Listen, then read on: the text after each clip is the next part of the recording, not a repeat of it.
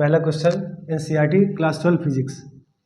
What is the force between two small spherical charges having charges of 2 into 10 power minus 7 coulomb and 3 into 10 power minus 7 placed 30 centimeter apart?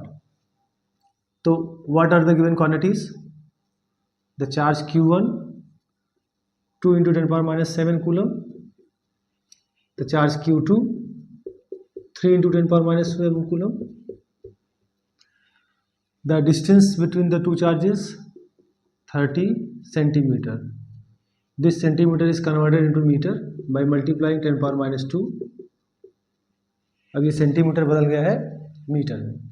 And the question is what is the force. So we have to find out the value of force. Force की value पता करना है.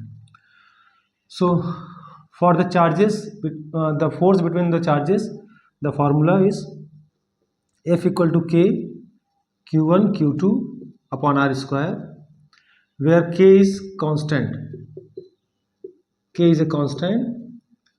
This constant is known as Coulomb constant, and the value of Coulomb constant is 1 upon 4 pi epsilon naught, and this is equal to 9 into 10 power 9 Newton meter square upon Coulomb square.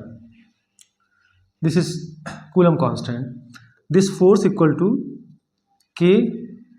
K means 1 upon 4 pi epsilon naught. This Q1 Q2 divided by R square. This is equal to 9 into 10 power 9. Q1 equal to 2 into 10 power minus 7. 3 into 10 power minus 7 divided by R square. What is value of R? 30 centimeter. 30 centimeter means 30 multiplied by 10 power minus 2. 30 into 10 power minus 2. And this is square. So इसका square हो जाएगा. So F equal to this 9 into 10 power 9, 2 into 3 into 10 to the power minus 14, this 7 or 7, 14 upon 30 into 10 power minus 4. So this is equal to 3 10 ja, 2 5 ja, 3 3 ja 9 and 3 10 ja. So this is equal to 3 into 10 power minus 5 upon 50 into 10 power minus 4. 10 power 9 minus 14, 9 minus 14 minus 5, 10 power minus 4, 5 multiplied by 10, 50. And this is equal to 3 upon 50 into 10 power minus 5 plus 4. So this is equal to 0.06 into 10 power minus 1. 3 upon 50 equal to 0.06 into 10 power minus 1. This is equal to 6 into 10 power minus 3 Newton. This is force between the two charges. ये दोनों charges के बीच का force है.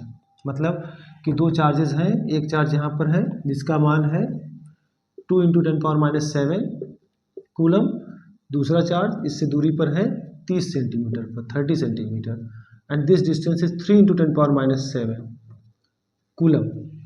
Now what is the force between the two charges? This is the force between the two charges, 6 into 10 power minus 3 coulomb. This was your first question. And the nature of the force is this is positive charge, this is positive charge. Between the two positive charges the force is repulsive in nature.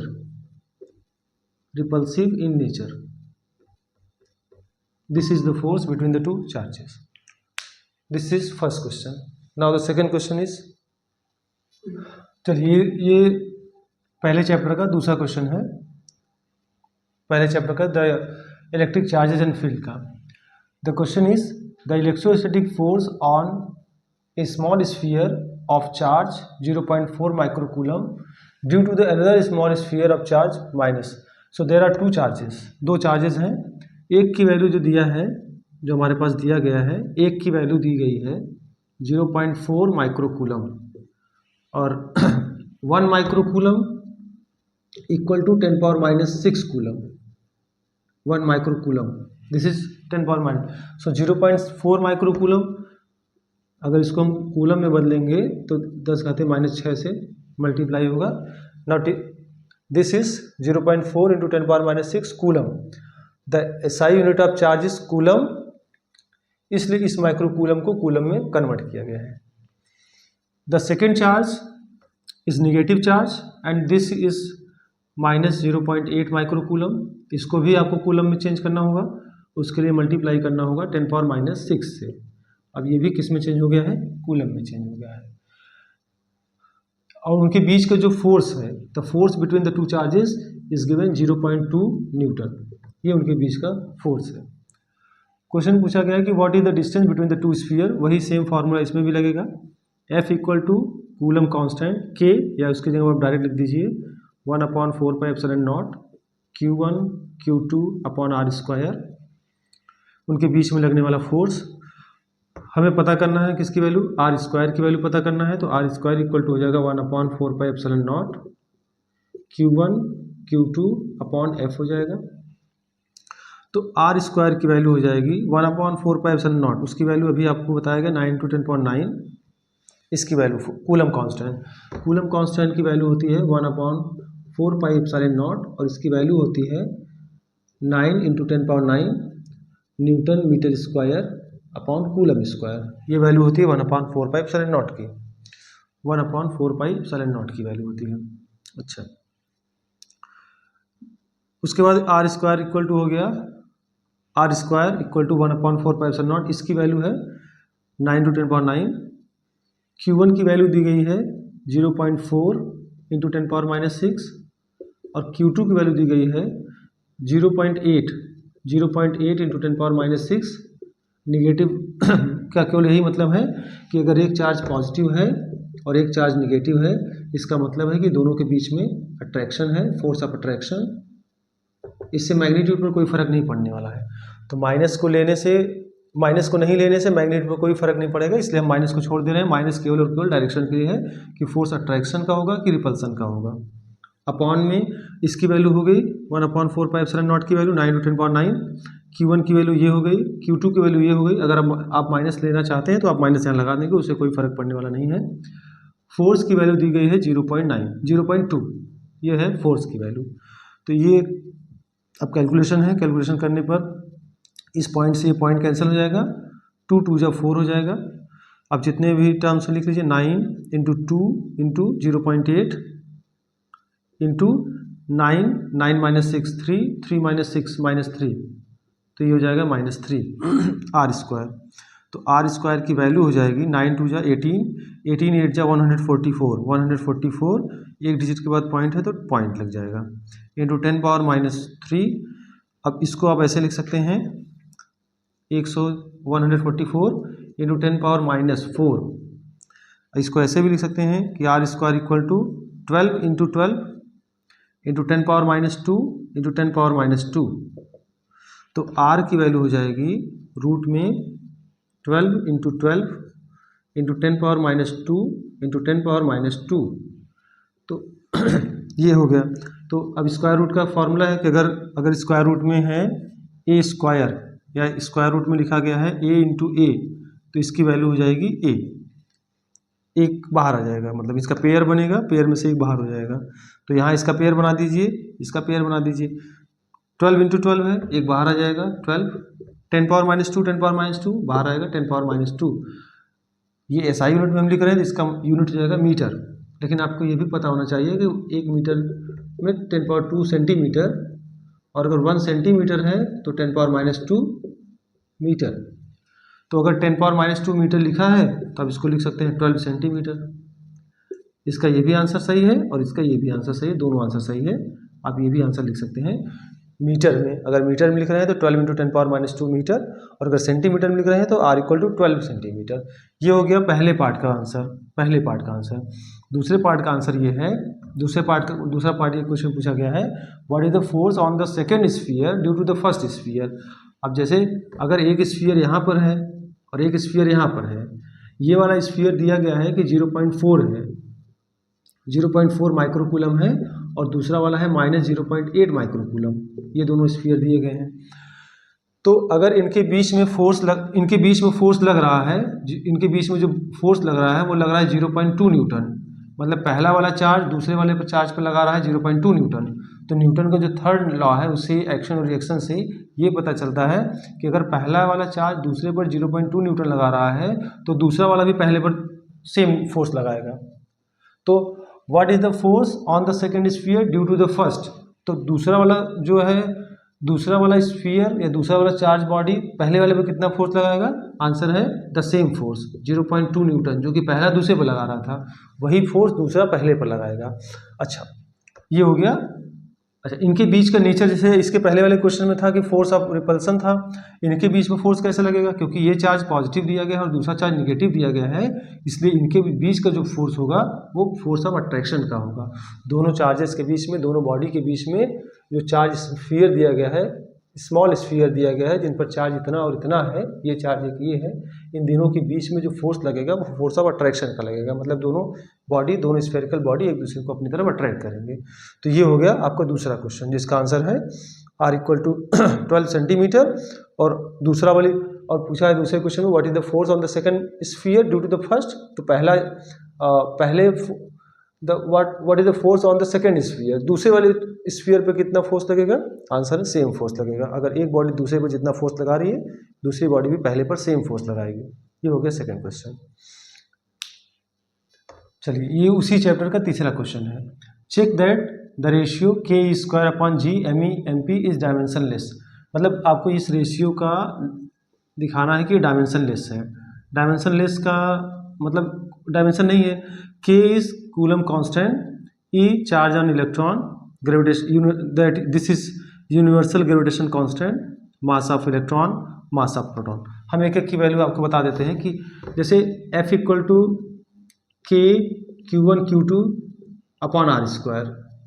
तो K = हो जाएगा FR² upon Q1 Q2। अगर आप इसका dimension निकालेंगे, K का dimension निकालेंगे, तो अगर आप K का डायमेंशन निकाल रहे हैं तो F का डायमेंशन हो जाएगा MLT-2, R का डायमेंशन हो जाएगा L2, एक तरह का डिस्टेंस होता है। Q का डायमेंशन होता है AT और Q2 चार्ज है, उसका भी डायमेंशन होगा AT। तो अब ये हो जाएगा ML, यहाँ पावर 1 है, यहाँ 2 है, तो L3 हो जाएगा। अब T पर देखिए, T पर है 1 और 1 2, ऊपर जाएगा -2, तो T पावर -4, A और A 2, ऊपर जाएगा -2। ये हो गया डायमेंशन किसका? K का डायमेंशन हो गया। ऐसे ही एक फार्मूला होता है F = G(m1m2) अपॉन R²। ये फार्मूला होता है। तो G की वैल्यू कितनी हो जाएगी? FR² upon m1 m2। F का डायमेंशन MLT-2, L2, R का डायमेंशन डिस्टेंस, मास का डायमेंशन m और दूसरा वाले मास का डायमेंशन सेम m। तो G = हो जाएगा m, एक mm से कट जाएगा, एक कट जाएगा, एक ये m बचा, ऊपर जाएगा -1 हो जाएगा, इस पर पावर 1 है, ऊपर जाएगा -1 हो जाएगा। L1 है और L2 है तो L3 हो जाएगा, और ये T है तो T-2 हो जाएगा। ये हो जाएगा G का डायमेंशन। ये हो गया K का डायमेंशन ML3 T-4 A-2। ये हो गया G का डायमेंशन M-1 L3 T-2। बाकी सभी का डायमेंशन आप इसमें जान रहे हैं। ये भी चार्ज है तो चार्ज का डायमेंशन हो जाएगा AT। चार्ज का डायमेंशन जैसे क्या होता है, फार्मूला होता है Q = I × T। I का डायमेंशन होता है A और T का डायमेंशन होता है T, तो Q का डायमेंशन क्या हो जाएगा? A × T, AT। तो अब यहाँ पर रखिए वैल्यू K का डायमेंशन वहाँ से रखिए ML3 T-4 A-2। ये हो गया K का डायमेंशन। E का डायमेंशन AT स्क्वायर है तो स्क्वायर कर दीजिए अपॉन G का डायमेंशन बताइए M-1 L3 T-2। ये हो गया G का dimension. ME mass of electron, mass of proton, दोनों का मास सेम होगा, तो मास ऑफ इलेक्ट्रॉन का dimension m, mass of proton का डायमेंशन m, दोनों का डायमेंशन सेम है। अब ये बराबर किसके हो जाएगा? देखिए m-1, एक m को m से काट दीजिए, ये कैंसिल हो गया। m पावर -1 है और m पावर +1 है, ये भी कैंसिल हो गया, m खत्म हो गया। चलिए L3 है और L3 है, ये भी कैंसिल हो गया, ठीक है। अच्छा a, अब यहाँ ऐसे लिख लीजिए t-4, ये t-2 है, ऊपर जाएगा t पावर 2 हो जाएगा, यहाँ t का स्क्वायर है, ये भी t पावर 2 हो जाएगा। a बचा, a-2 हो गया, a का स्क्वायर a+2 हो गया। फिर से देख लीजिए, t पावर -4, t-2 है, ऊपर जाएगा तो +2, t स्क्वायर है, t स्क्वायर, a-2 और a पावर 2 है तो a पावर 2, ये -2 +2 कैंसिल, 2 और 2 4, -4 कैंसिल, तो इसके पास कोई डायमेंशन नहीं बचा, इसका मतलब ml0 t0, न m की पावर कुछ है न t, तो इसलिए क्या हो गया, जो ये कांस्टेंट है ke² g mp, ये है डायमेंशनलेस, इसकी कोई डायमेंशन नहीं है। चलिए ठीक है, ये हो गया पहला पार्ट इस क्वेश्चन का। Look up at a table of physical constant and determine the value of this ratio, इस रेशियो की वैल्यू फाइंड आउट करना है। अब इस रेशियो में सब अभी आपको बताया गया कि क्या है, के जो है वो कूलम कांस्टेंट है, और के की जो वैल्यू होती है वो होती है 1/4πε0, न्यूमेरिकल वैल्यू होती है 9 × 10⁹ newton meter square upon coulomb square. E charge on electron है 1.6 × 10⁻19 कूलम है। G universal gravitation constant 6.67 × 10⁻11 newton meter square upon kilogram square. Mass of electron, electron का मास होता है 9.1 × 10⁻31 kilogram. Mass of proton 1.67 × 10⁻27 kilogram. Electron सबसे हल्का होता है। अब सब वैल्यू रख के वैल्यू इसमें निकाल लीजिए आप लोग। जैसे इसकी वैल्यू क्या है, के E² upon G mass of electron mass of proton, value रख दीजिए 9 × 10⁻9, 1.6 × 10⁻19, स्क्वायर है तो स्क्वायर लगा दीजिए, divided by G 6.67 × 10⁻11 mass of electron 9.1 × 10⁻31 mass of proton 1.6 × 10⁻27 इसी को सॉल्व कर लिए, जो आएगा वो आंसर लिख लीजिएगा। और कोई यूनिट नहीं होगा, अगर डायमेंशन नहीं है तो कोई यूनिट भी नहीं होगा। ये हो गया आपका तीसरा क्वेश्चन। चलिए ये 6 क्वेश्चन न्यूमेरिकल क्वेश्चन, इसका 4 और 5 क्वेश्चन थ्योरेटिकल क्वेश्चन है। ये 6 क्वेश्चन है कि 4 point charges QA QB QC and QD charges रखे गए हैं, 4 स्क्वायर पे रखे गए हैं, उसके कॉर्नर पर A B C और D। जब भी बनाएगा स्क्वायर तो एक तरफ से बनाएगा, A B और C D ऐसे नहीं, A B C D। A पर जो चार्ज रखा गया है वो चार्ज है QA है यहाँ पर, और उसकी वैल्यू है 2 माइक्रोकूलम। अभी आपको बताया गया कि 1 माइक्रोकूलम की वैल्यू 10⁻⁻6 कूलम होती है। जब भी इसको कन्वर्ट करना रहेगा इस तरह से। QB पर जो चार्ज रखा है उसकी वैल्यू है -5 माइक्रोकूलम। C पर जो चार्ज रखा गया है QC, फिर से वो 2 माइक्रोकूलम रखा गया है, 2 माइक्रोकूलम। और QD पर जो चार्ज रखा गया है वो है -5 माइक्रोकूलम। 4 है, देयर आर 4 चार्जेस, सभी चार्ज कॉर्नर पे रखे गए स्क्वायर के, और जो स्क्वायर की साइड है वो है 10 सेंटीमीटर। ये 10 सेंटीमीटर, 1 सेंटीमीटर अगर है तो 1 सेंटीमीटर इक्वल टू 10⁻⁻2 मीटर। जब भी हम क्वेश्चन लगाएंगे तो सेंटीमीटर को हमेशा मीटर में कन्वर्ट करेंगे, बिना कन्वर्ट किए क्वेश्चन नहीं लगाएंगे। अच्छा, माइक्रोकूलम को कूलम में कन्वर्ट करेंगे। बोला है कि what is the force on the charge on 1 microcoulomb placed at the centre of square. ये स्क्वायर का सेंटर है O, और यहाँ पर रखा गया है 1 माइक्रोकूलम। क्वेश्चन है कि इस पर फोर्स कितना लगेगा। देखिए अगर ये पॉजिटिव चार्ज है, ये एक चार्ज है पॉजिटिव चार्ज, और दूसरा जो चार्ज है वो भी पॉजिटिव चार्ज है, तो इनके बीच में जो फोर्स लगेगा वो फोर्स ऑफ रिपल्सन होगा। ये इस पर फोर्स इधर लगाएगा और ये इस पर फोर्स इधर लगाएगा। अगर दो चार्जेस ये और ये दोनों चार्जेस, एक प्लस है और एक माइनस है, तो दोनों पर फोर्स ऑफ अट्रैक्शन होगा, क्योंकि जो कॉन्सेप्ट है कि there are two types of charges, positive charge and negative charges, there is force of attraction between the two similar, there is force of attraction between two opposite charges and force of repulsion between two same charges. तो इनके बीच में force लगे, repulsion भी हो सकता है और attraction भी हो सकता है। अब जैसे कि ये जो पॉइंट ओ पर चार्ज रखा गया है, इस पर कौन कौन फोर्स लगा रहे हैं, तो फोर्स इस पर ये भी लगा रहा है, ये भी लगा रहा है, ये भी लगा रहा है, ये भी लगा रहा है, चारों फोर्स लगा रहे हैं उस पर। लेकिन डायरेक्शन क्या है उसकी, जैसे जो कॉन्सेप्ट हमारा है कूलम्स लॉ का कि अगर ये चार्जेस हैं Q1 और Q2, तो इनके बीच में फोर्स लगता है जो वो लगता है कि Q1 Q2 upon are square, are इनके बीच की डिस्टेंस है। लेकिन फोर्स की डायरेक्शन क्या होती है, फोर्स की डायरेक्शन अगर दोनों चार्जेस सेम है तो फोर्स की डायरेक्शन ये होगी, और इस चार्ज पर फोर्स की डायरेक्शन ये होगी। और इसी का अपोजिट अगर है, अगर ये पॉजिटिव है, ये पॉजिटिव है, अगर ये पॉजिटिव है और ये निगेटिव है, तो फोर्स सेम लगेगा, मैग्नीट्यूड तो सेम होगा कि Q1 Q2 upon are square, लेकिन अब डायरेक्शन अपोजिट होगी, Q1 Q2 पर फोर्स लगाएगा इधर की तरफ और Q2 Q1 पर फोर्स लगाएगा इधर की तरफ, उनके बीच में ये फोर्स होगा। तो ये डायरेक्शन होती है। जैसे अब डायरेक्शन यहाँ पर क्या होगा कि फोर्स, इसका अगर आप सोल्यूशन करें तो force on 1 microcoulomb charge due to QA का मतलब 2 माइक्रोकूलम, इसकी वजह से फोर्स कितना लगेगा। तो सबसे पहले आपको इनके बीच की डिस्टेंस पता करनी होगी, ये डिस्टेंस कितना है, ये डिस्टेंस कितना है।